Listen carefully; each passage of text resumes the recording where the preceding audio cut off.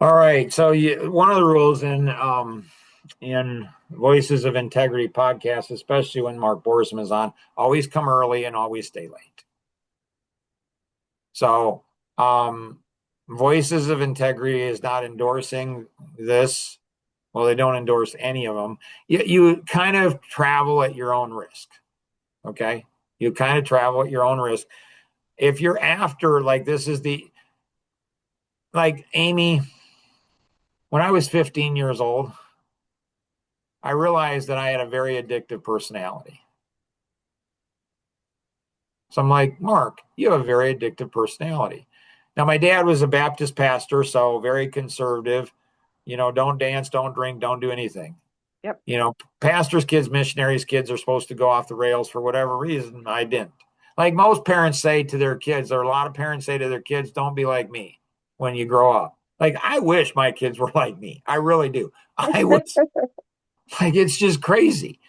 And so I went ahead and, said to myself, I said, Mark, you can never touch alcohol like ever in your life or drugs. You know what? Don't even do coffee.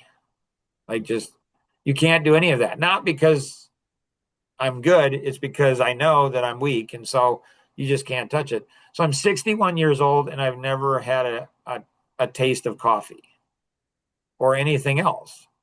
Because I'm like, it seems like it will corrupt my mind. Like like I would not have this kind of energy that I have if I drank coffee. I just So, wouldn't. Mark, I don't drink coffee either, but I do drink tea. I'm a tea nut. I love tea. I've had teas. I don't know that I'd be a nut, but so Amy, I'm trying to go ahead and buy some time because like you were teasing and taunting me like the expressives do. Um and I just not sure I should go there.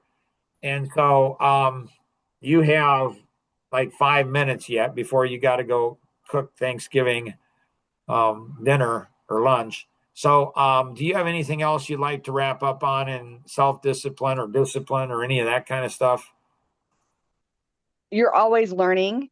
You're never too disciplined. So it's something you got to continue to work at and learn from and review and then determine what you can do better next time.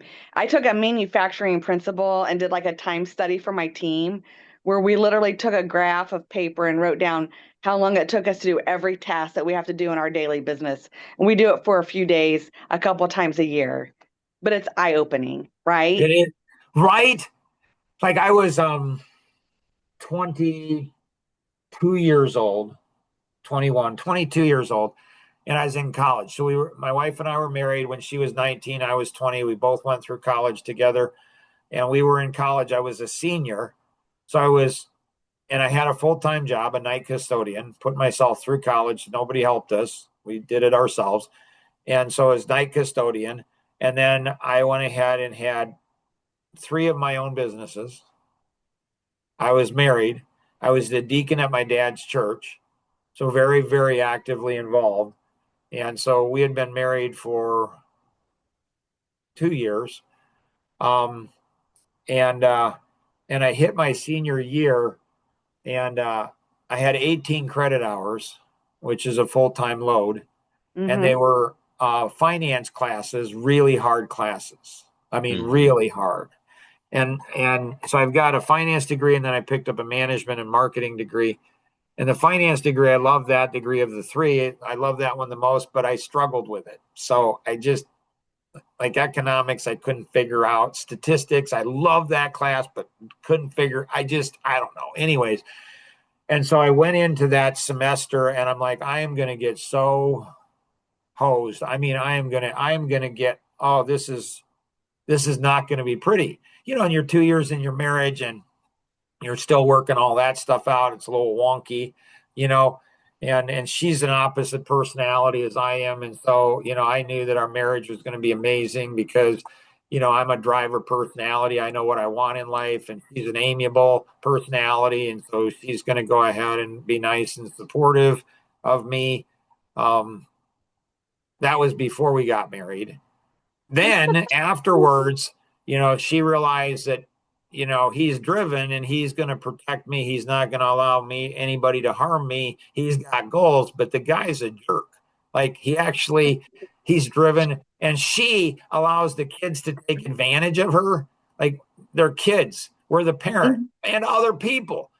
And, and we've been married for 41 years. We have an amazing marriage. And so, but it was interesting. And so it was really wonky the first couple of years. So what I did is I didn't read it in a book, didn't have the internet, couldn't Google it back then. I'm not saying I'm old. I'm just saying that back then you couldn't do that kind of stuff. So I had to figure it out on my own. Like I had to think, Mark, you're in trouble. You're so far over your head. So what did I do? I time blocked the entire semester. Yes, I'm a huge time blocker. Love it. And I mean 24/7. I mean, everything. I said, this is what I'm going to do. And then I did that for the whole semester. Man, was I smoking. I was smoking hot that. Man, was that. Yes, Mark, thank you. Yeah. I totally forgot about time blocking. 15-minute, 30-minute, 45-minute increments. So real quick, Mark, talking about marriage, what would you say to my future husband about me? I think you know me good enough now. Oh, I would say that dude's one lucky guy. Like he is like the luckiest man in the world. I'm serious. Like you have no idea what you're getting into. Like she is so much fun and so driven. You better be okay. You better be confident with yourself. You better be confident with yourself. You better go ahead and be confident with your own skin. You got to go ahead because, that'll be another podcast. I can screen him for you for sure. I'm serious because I know what he's going to be like.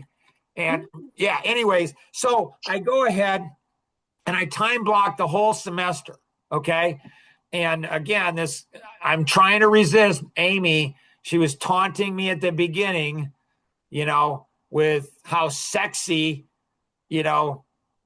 time blocking and discipline, like discipline is sexy. It was, oh my gracious. But so is the time block. Like when I look at my calendar and it's all color coded, and then I take it another step, Mark. I go back to a paper planner. So the morning of my day, I open up my Google calendar that's already time blocked, and I write it in order, and then anything else I want to throw in very beautiful color. So yes, I love my calendar. Right.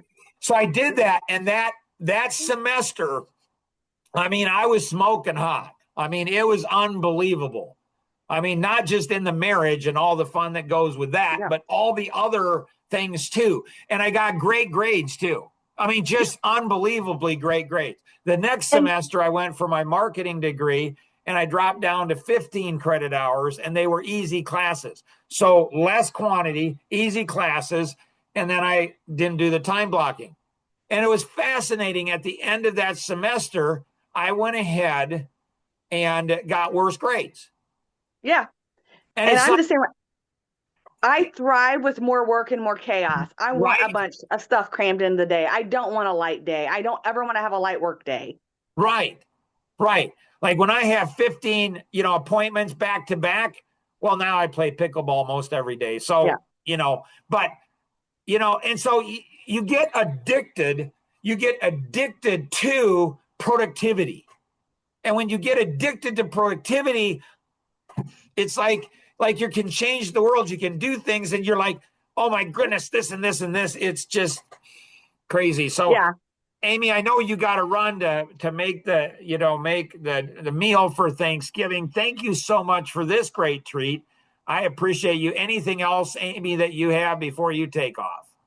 Mark, this was a lot of fun. I definitely want to circle back to more discipline and time blocking and then relationships. I think that's going to be a fun topic. Ooh. Yeah. Chris is nodding his head this way. Like that's what I heard. That's what I saw Chris doing. So thank you, Amy. Appreciate it. Happy Thanksgiving. You too. Thanks.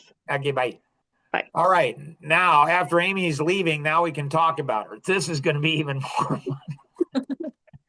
Give me a minute to leave.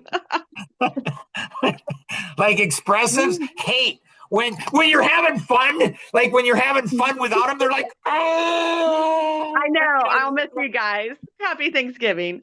You too. Bye. Chris, it's great to have you on, buddy. I'm telling you. Thanks. I What do you couldn't. have? What would you like to cover in today's podcast, Chris? I was just here to express some gratitude because I'm glad I got to meet all of you this year. So Right. before I have to go, I am also a cook, if Ah, only if I want to eat today. So ah, copy that. Okay. yeah, Gotcha. I got about another 5 minutes and I have to go Okay. run All right. into the kitchen. Nora, who's calling in from 574, by the way? This is Luke. Hey, Luke, good to have you on, buddy. Nora, what would you like to accomplish today? Well, I came for the self-discipline because I lack self-discipline. And so any tips, tricks, I'm here for it. So this has been great. So the prescription for Nora, for her to get more self-discipline. Does anybody know what that is? To discipline herself. No, it's to hang around me more. Just saying, because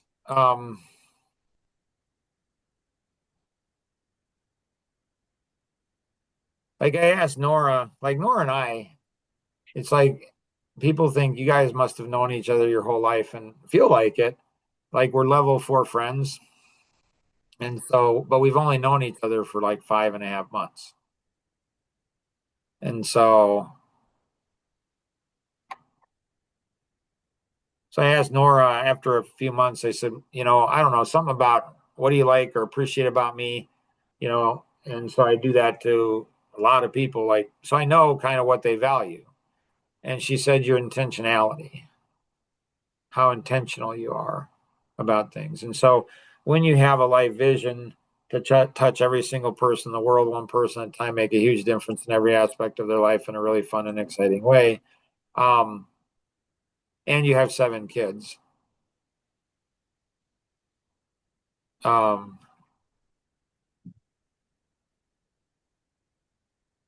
If you're going to accomplish all of that and be an amazing husband and being an amazing father and amazing grandfather, if you're going to do all of that, you better be disciplined and you better be intentional with what you do. Because if you're not, and Chris has like one of the most amazing gifts a person could ever have. What's that? He feels a sense of appreciation and thankfulness in ways I do not. And he feels that there were large parts of his life that he lost out on. And so he has a sense that he needs to make up for that lost time. And so that gives him an edge. It gives him an edge because it's like he's behind in the race and he's going to catch up and he's going to go ahead and finish stronger than most people that, that weren't behind, and he can do it. Anything else, Nora, you got? I don't think so. Becky, anything you got? Luke, anything you got? So on the addicted to productivity, like I wonder if I sometimes go work to push out other stuff that I don't want to deal with. And What would be an example of something you might hypothetically like to push out? just personal thinking issues as far as insecurities or anything like that. But I just like, well, if I go work, then I don't have to think about this. Yeah, so Luke owns a construction company. It's their second year in business, and it looks like they're gonna either achieve or come really close to 300% growth the second year. He's 20 years old. So the guy's on fire, doing really, really good. And so I think that's one of the things is like, Luke is Amish. And so he likes the feeling, the dopamine hit that he gets from physical labor. And so the mental labor and physical labor is two entirely different things. So my dad was raised on the farm, and he was a very hard worker. Physically, he was a pastor, so he did mental work too, emotional stuff ish. And so, I worked at a book publishing place and did physical labor in high school and college, and was taught to work hard physically. My dad, when he was 70 years old, maybe 68, 70, he was at Camp Manitoumi and he was laying block when he's like 68 years old. And there were three young guys that are in Luke's age, 20 to 25, and he's laying the block, and they just have to go ahead and feed him the block. And the three young men couldn't keep up with my dad. So my dad was a really, really, really hard worker physically. I don't think he was a very hard worker. He was not a hard worker relationally. Spiritually, I don't know. Emotionally, I don't think he was a hard worker either. And so I think, Luke, you like to be outside because that's what most Amish do. It's amazing to me. So there's something about what we do in childhood. So Nora and Lincoln, what Lincoln does in these early years, I think will forge his entire future. Like his mind somehow, like in the movie Ratatouille, in the movie Ratatouille, we go back to our childhood, the innocence of our childhood, I think. And so I think Luke being raised Amish, probably, maybe in the family you're raised, maybe just Amish, maybe, I don't know. I think that you're going to have a hard time, maybe your whole life, working hard emotionally, relationally. I think it's going to be hard for you. And that's okay. It is what it is. But the sooner you get skilled in that and disciplined in that, the better off you're going to be and the stronger you're going to be. So you're going to feel better, Luke. Like you're good at physical labor. You like that. You're good at it. The things where we gain our deep, deep self-confidence from doesn't come from doing what we're good at. Like if you ask me, where do you think your self-confidence comes from? I would say a big part of it comes from being a speaker, public speaker. Because I hated speaking, still don't like it, but I can get up and I can do really good in front of a group of people. I mean, I can woo them, seduce them, hypnotize them, and they'll be coming up afterwards and saying, Mark, you are the most amazing speaker. And I've had that happen. So we get deep self-confidence from doing things we're not good at, we don't like doing. And so Nora, when she started out on her journey with her and I did not realize how hard it was for her to make phone calls and do a lot of things that are required to be successful in the business she's in, that she started her own business. And so it wasn't until probably 2 or 3 months into it, maybe 3 or 4 months into it, that I realized, wow, that was really hard for her. And so So I think, Luke, how do you exercise that? How do you get better at those types of things? And so I think being on podcasts like this, I think being transparent, like we could go really deep, really, really deep, really, really fast, especially with Rob. Like I could go really, really deep, really, really, really fast, but I wouldn't do that because I don't know that Rob would want that. And that's fine. It would just potentially change his life forever. But it's fine that we don't. And so learning how to go deep with people and doing it really, really fast. And Chris, if you need to take off, you're not being rude if you take off. Thanks for staying around, sticking around longer. But if you need to take off, you're free to do so. Appreciate you, sir. Thanks. Happy Thanksgiving, everybody. You too. We'll see you, Rob. Are you going?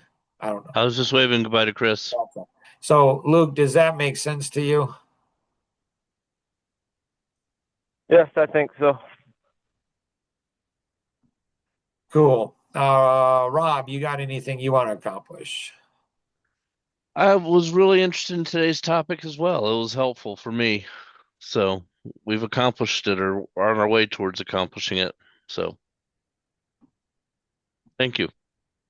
Hearing Amy's perspectives was helpful. I do some of what she talks about, but there's room for improvement. Anybody else have anything else? No, I don't think so. Okay. So, again, always come early, always stay late. That's where the real good stuff is. And so I'm going to put us on pause. I don't know that I'm going to come back. So if I don't come back, for those that are listening to the rebroadcast, you'll never know what you missed because you weren't here for the live session.